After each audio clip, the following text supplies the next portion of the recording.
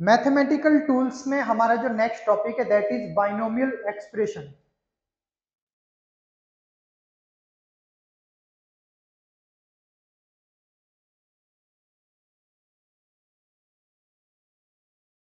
Binomial expression क्या होता है?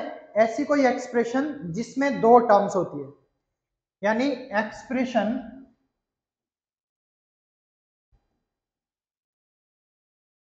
Having two terms.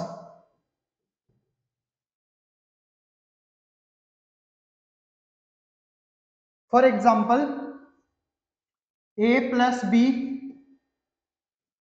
X plus Y,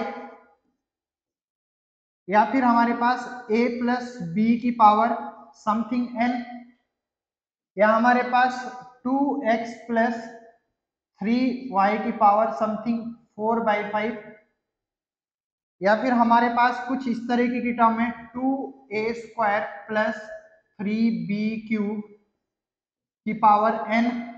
तो इसको भी हम लिख सकते हैं, अगर मैं इसको पूरे को लेट करता हूं p और इस पूरे को लेट करता हूं मैं q, तो हमारे पास ये टर्म क्या हो जाएगी? ये टर्म हमारे पास हो जाएगी p plus q raise to power n। तो ये भी हमारे पास क्या है? ये भी हमारे पास बाइनोमियल एक्सप्रेशन है। अब देखो, बाइनोमियल एक्सप्रेशन को समझने के लिए हमें थोड़ा सा क्या करना है, इसमें हम एक चीज समझेंगे that is Pascal's triangle. Pascal's triangle, देखो इस ट्रायंगल को कैसे बनाते हैं वो सीखेंगे हम लोग। मान लेते हैं हमारे पास कोई टर्म है, बाइनोमियल टर्म है, जैसे हमारे पास है a प्लस बी की पावर 0, तो इसको हम क्या लिखते हैं? 1 लिखते हैं। किसी की भी पावर हमारे पास 0 होती है तो उसको हम क्या लिख सकते हैं? उसको हम लिख सकते हैं 1। अब अगर हमारे पास a प्लस बी की पावर 1 है तो ये क्या हो जाता है? a प्लस बी हो जाता है। तो हम क्या करते हैं, यहां से लेते हैं हम 1 और a की पावर 1 b की पावर 0 लिखते हैं, ठीक है। और यहां से लेते हैं हम अगेन 1 a की पावर 0 b की पावर 1 हम लिखते हैं। अब अगर हमारे पास a प्लस बी की पावर 2 है तो इसको हम क्या लेंगे? यहां से लेंगे 1, तो ये हो जाएगा हमारे पास a की पावर 2 b की पावर 0, और यहां से लेंगे 1, यहां से भी लेंगे 1, 1 प्लस 1 2, तो क्या हो जाएगा? a की पावर 1 b की पावर 1, और यहां से अगेन 1 लेंगे तो क्या हो जाएगा हमारे पास? a की पावर 0 b की पावर 2।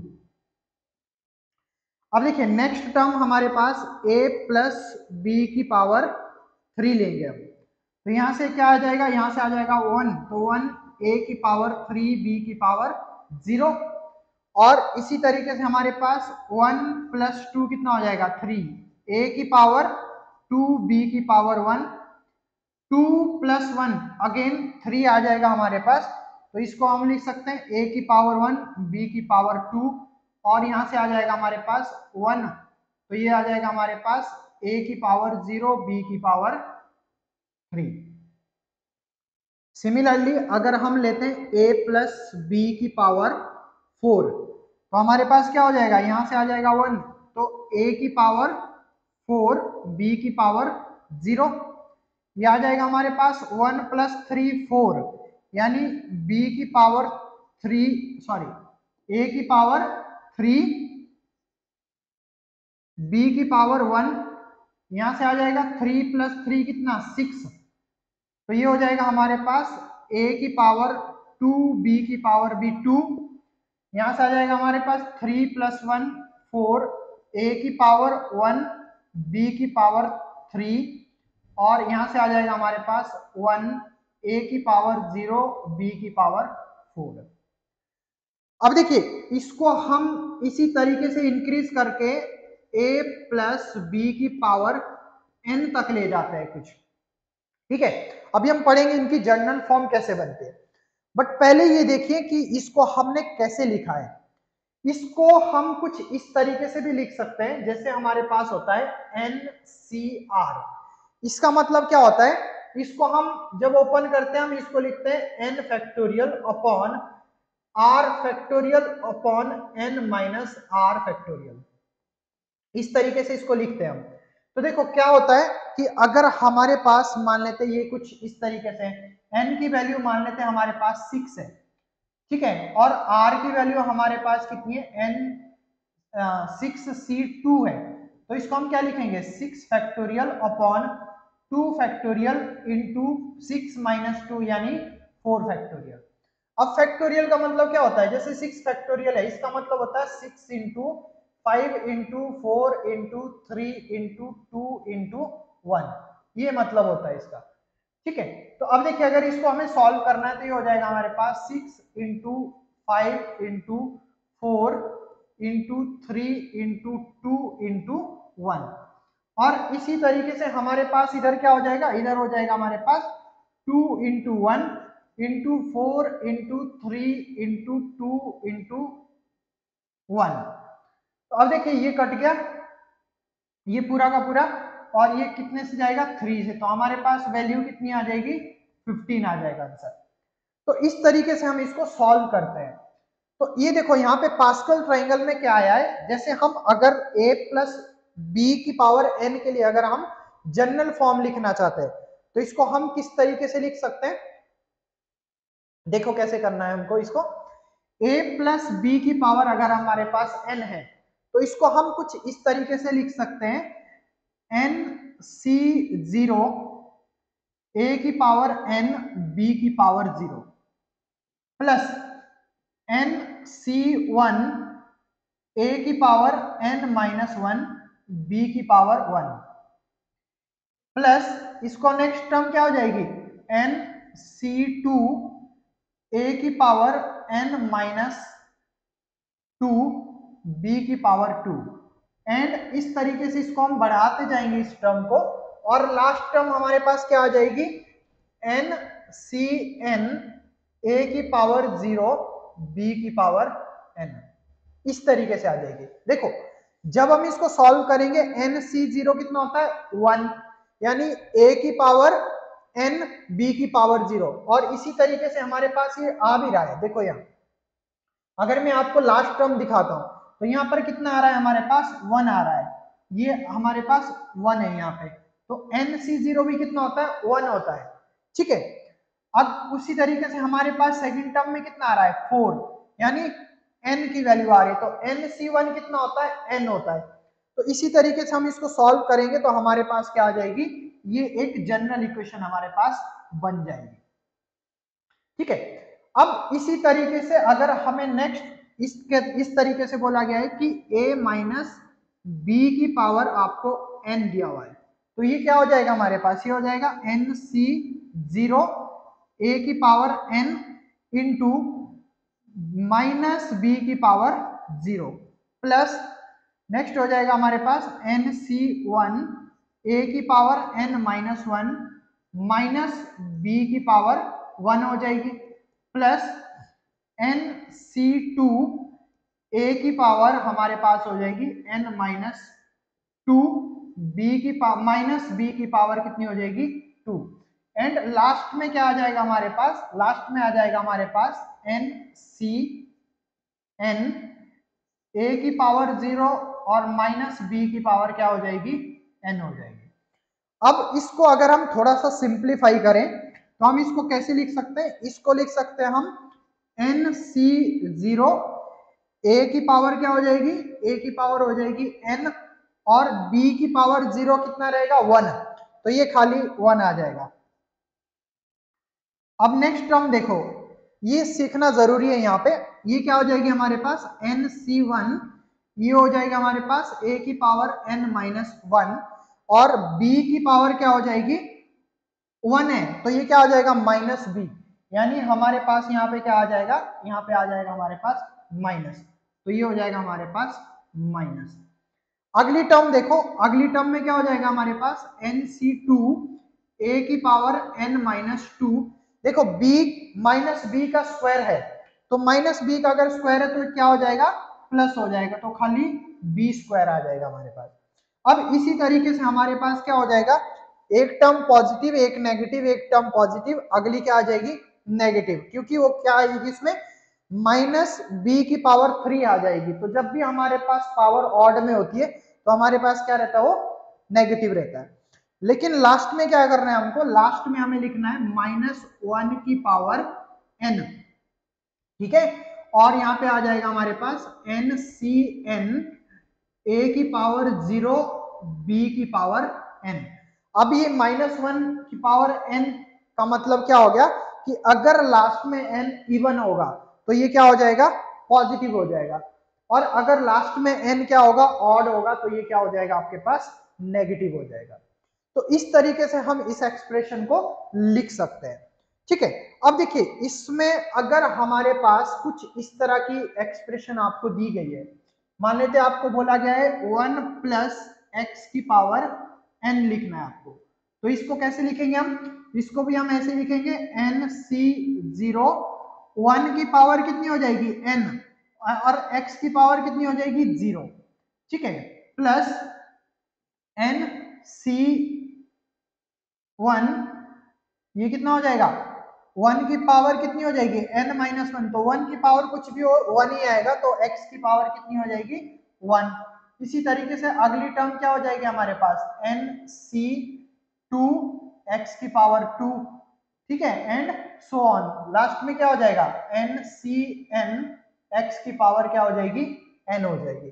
अच्छा, इस टर्म को हम क्या लिख सकते हैं, 1 भी लिख सकते हैं, क्योंकि हमारे पास NC0 कितना होता है 1, और x की पावर 0 भी कितना होता है 1, तो ये हो जाएगा 1 प्लस NC1 x की पावर 1 प्लस NC2 x की power 2 plus and so on NCN x की पावर n।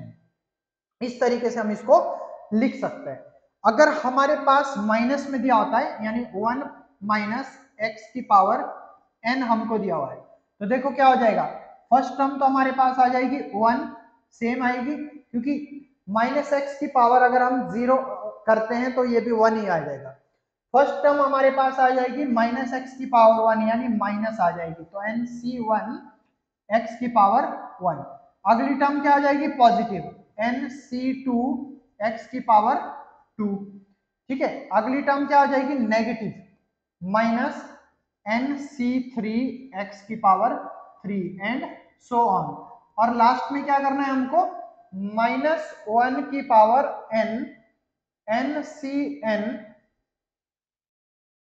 -1 की पावर n NCN x की पावर n, ये आपके पास हो जाएगा।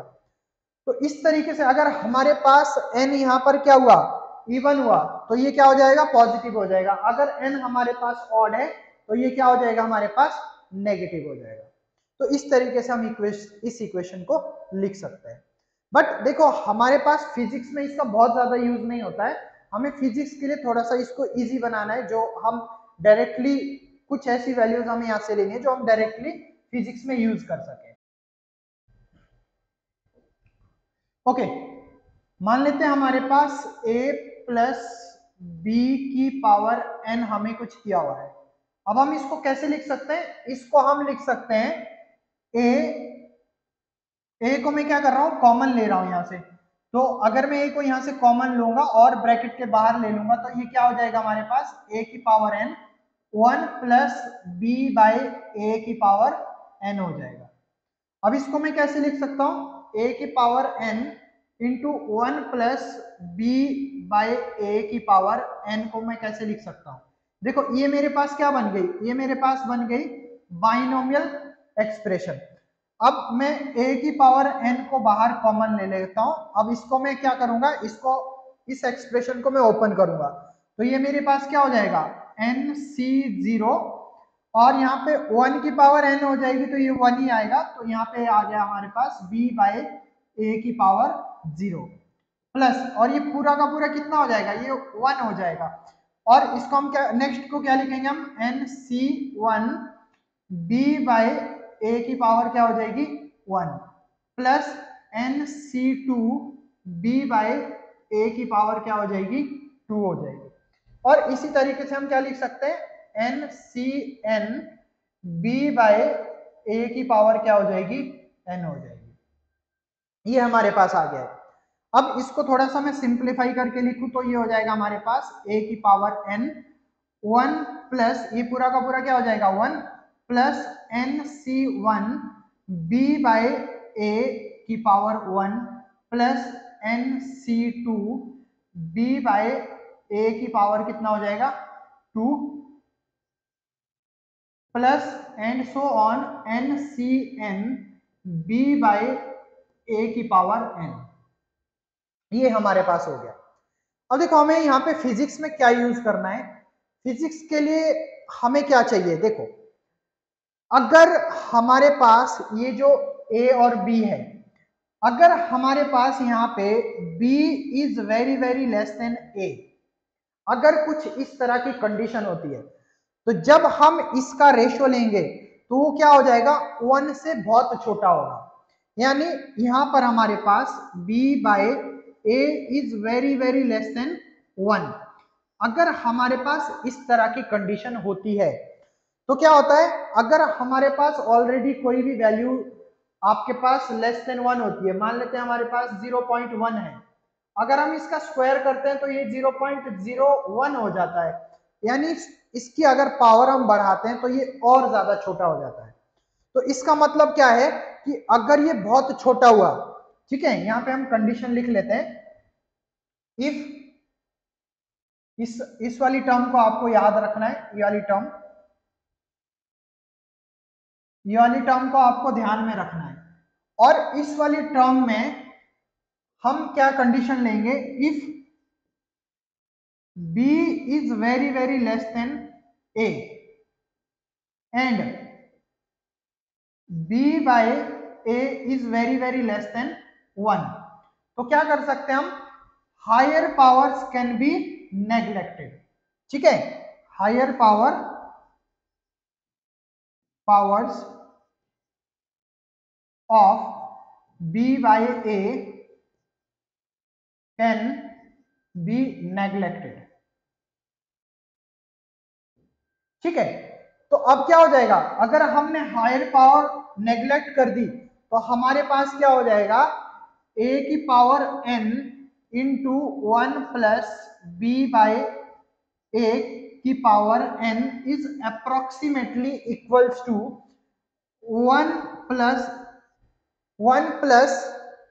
ये कितना हो जाएगा nc1, nc1 कितना हो जाएगा n ही आ जाएगा ये। ठीक है, तो nc1 कितना होता है हमारे पास n into b by a into a की पावर n हो जाएगा।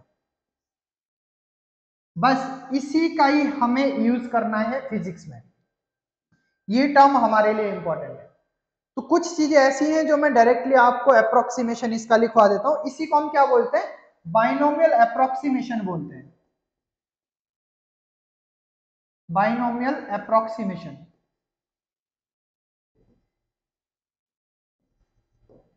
ये हमने क्या लिया यहाँ पे, बाइनोमियल अप्रोक्सीमेशन लिया। तो कुछ चीजें ऐसी हैं जो डायरेक्टली हम लिख लेते हैं, जो हमें पता होनी चाहिए। जैसे कि हमारे पास मान लेते हैं आपको दिया गया है 1 प्लस एक्स की पावर n, और कंडीशन क्या है, कंडीशन ये मीट कर रही है यहाँ पे कि x is very very less than 1। तो इसको हम क्या लिख सकते हैं, डायरेक्टली इसको हम लिख सकते हैं 1 प्लस n इंटू एक्स लिख सकते हैं।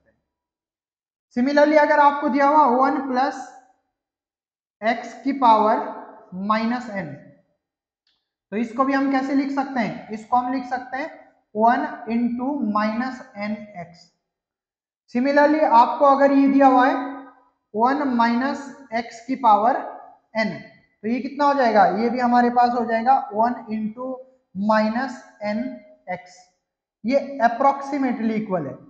ठीक है, और इसी तरीके से अगर आपको दिया हुआ है 1 माइनस एक्स की पावर माइनस एन, तो ये इसको हम क्या लिख सकते हैं, approximately equals to 1 minus minus क्या हो जाएगा प्लस एन इंटू एक्स। तो ये आपको कुछ चीजें याद रखनी है, जिस तरीके से हम क्या कर सकते हैं, इसको सॉल्व कर सकते हैं। ये हमारे पास क्या है, बाइनोमियल अप्रोक्सीमेशन, इस तरीके से लेना है आपको। अब हमारा मेन मोटिव क्या है कि इसको यूज करके, मेनली इसको यूज करके हम अपने क्वेश्चंस को सॉल्व कर पाए, ये हमारा मेन मोटिव है। तो इसमें कुछ एग्जांपल्स देखते हैं हम लोग। एग्जांपल से आप लोगों को समझ में आ जाएगा कि किस तरीके से हमें चीजों को सॉल्व करना है। मान लेते हैं कि हमें बोला गया है कि फाइंड द वैल्यू ऑफ 1.01 की पावर 4, इस तरीके से आपको बोला गया है। तो अब देखिए इसको हम कैसे लिख सकते हैं, इसको हम लिख सकते हैं 1 प्लस 0.1 की पावर 4 लिख सकते हैं। अब यहां पर देखिए ये 0.1 is very less than as compare to 1, इसको थोड़ा सा और अच्छा ये 0.1 आएगा, ठीक है। तो ये क्या हो जाएगा हमारे पास, it is very less than 1। तो अब हम इसको डायरेक्टली क्या लिख सकते हैं, हम इसको अप्रोक्सीमेटली ऐसे लिख सकते हैं 1 प्लस 4 इंटू 0.01। अब ये कितना हो जाएगा, 1 प्लस कितना हो जाएगा 0.04, यानी हमारे पास फाइनली आंसर कितना आ गया, हमारे पास आंसर आ गया 1.04। ये हमारे पास आ जाएगा 1.01 की पावर 4 का आंसर, ठीक है। इसी तरीके से अगर हमसे पूछा जाता है कुछ इस तरीके से कि आपको फाइंड आउट करना है 0.997 की पावर 2, इस तरीके से हमसे पूछा जाता है, तो क्या करेंगे हम, इसको हम क्या लिख सकते हैं 1 माइनस 0.003, यही लिख सकते हैं की पावर 2। तो अब ये क्या हो जाएगा, अब हम इसको लिख सकते हैं अप्रोक्सीमेटली 1 माइनस 2 इंटू 0.003। तो अब ये क्या हो जाएगा हमारे पास, ये हो जाएगा 1 माइनस 0.006। इसी तरीके से हम इसको लिख सकते हैं। अब इसका आंसर कितना हो जाएगा हमारे पास, आंसर हो जाएगा हमारे पास इसका इतना, माइनस कर दो इसको तो 1 माइनस 0. तो ये हो जाएगा 0.994 आंसर हो जाएगा, यानी हमारे पास 0.997 का के स्क्वायर का जो आंसर आता है वो इतना आता है। ये कैसे निकाला हमने, बाइनोमियल अप्रोक्सीमेशन से निकाला। उसी तरीके से अगर हमें बोला गया है, एक क्वेश्चन और देख लेते हैं, कई बार रूट के भी क्वेश्चंस आते हैं आपके पास। जैसे मान लो आपको बोला गया है रूट 0.99, तो अब इसको सबसे पहले तो ऐसे लिखो आप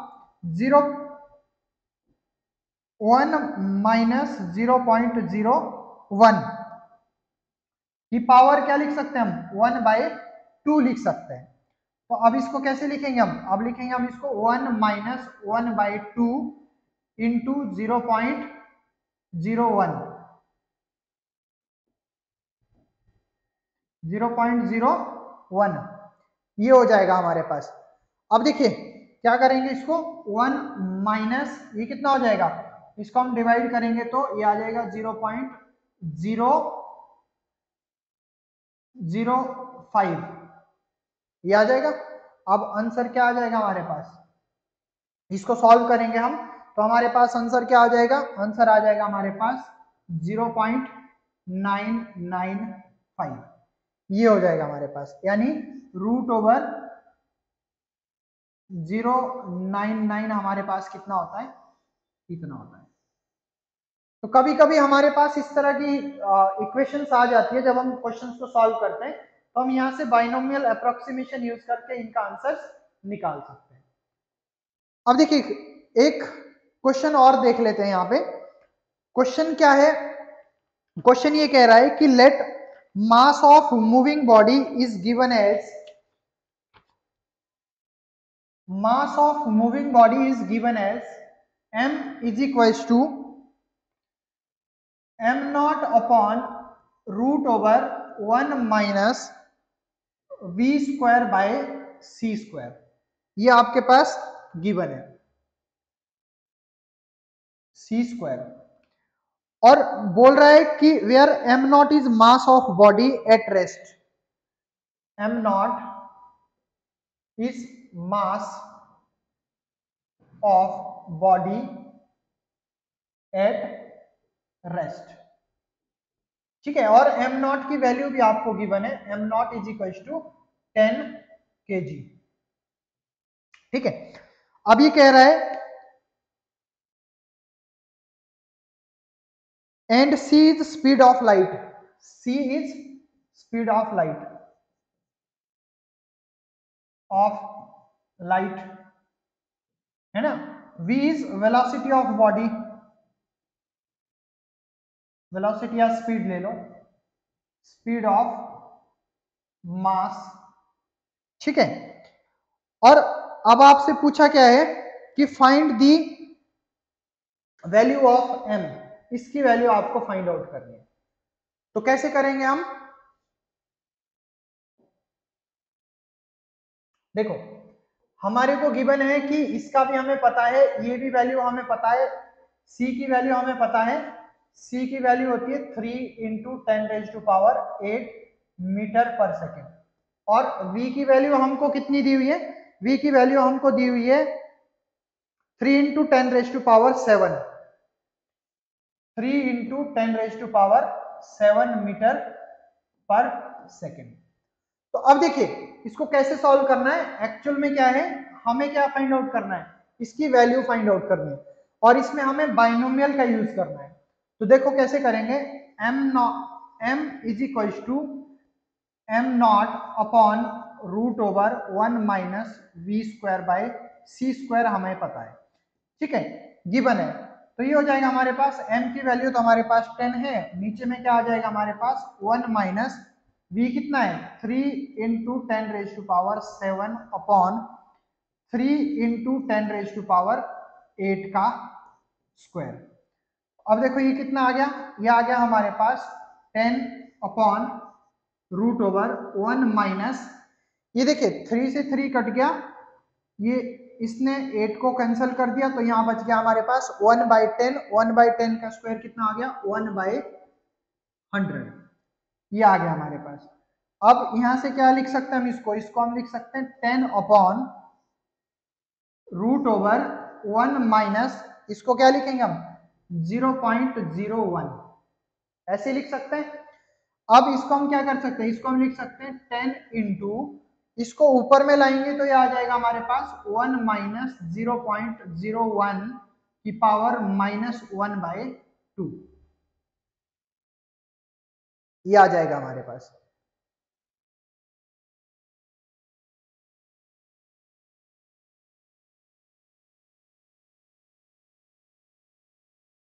अब देखो इसके बाद कैसे करेंगे हम इसको, ये हो जाएगा हमारे पास m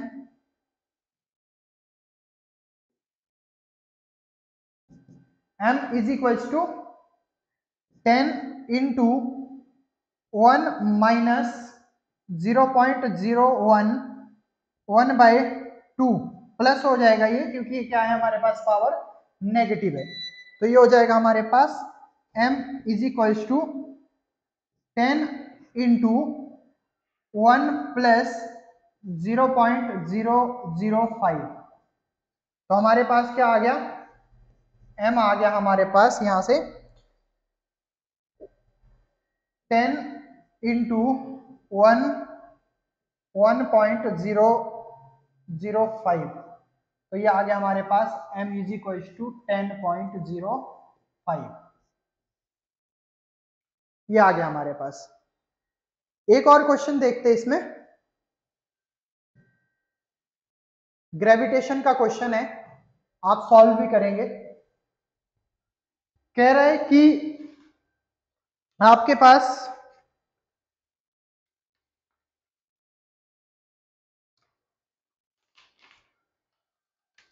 कह रहा है given that g is equals to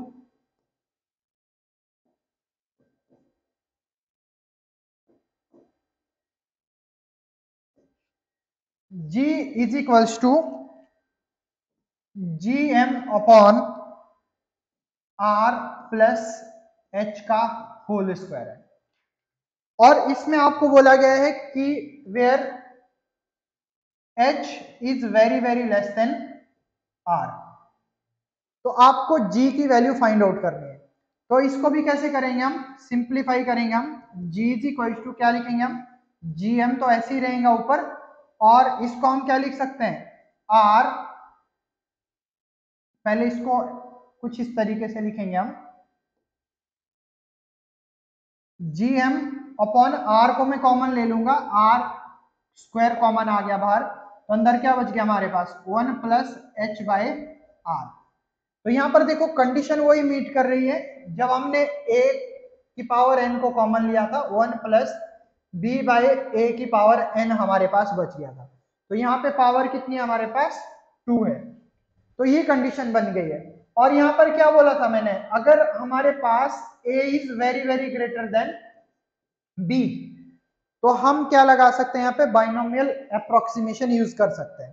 तो यहाँ पर भी यही कंडीशन है कि r is very very greater than h। तो ये क्या हो जाएगा हमारे पास, g की वैल्यू को हम लिख सकते हैं gm अपॉन आर स्क्वायर, और यहां पर हम लिख सकते हैं इसको 1 प्लस एच बाय आर की पावर -2, ये हो जाएगा हमारे पास -2। तो अब देखिए इसको अब क्या करेंगे, हम अप्रोक्सीमेशन ले लेंगे इसका, तो हमारे पास क्या आ जाएगा, इसको हम लिख सकते हैं G M upon R square into, इसको अंदर ले जाएंगे तो यह जाएगा 1 माइनस 2h बाय आर। ठीक है, और जब हम आप लोग ग्रेविटेशन पढ़ोगे तो ये किसकी वैल्यू होती है, जी की वैल्यू होती है on the surface of earth, और ये हमारे पास क्या होता है, इसको हम ये एक्सप्रेशन हम तब यूज करते हैं जब हमारे पास h की वैल्यू जो है वो बहुत कम होती है। h is the height above the surface of earth, तो हम उसको इस इक्वेशन को वहां पे यूज करेंगे। तो अभी आपको क्या याद रखना है, सिंपली कि हमने इसको कहां से निकाला है, G M upon R square into 1 minus 2h by R हम यूज कर सकते हैं।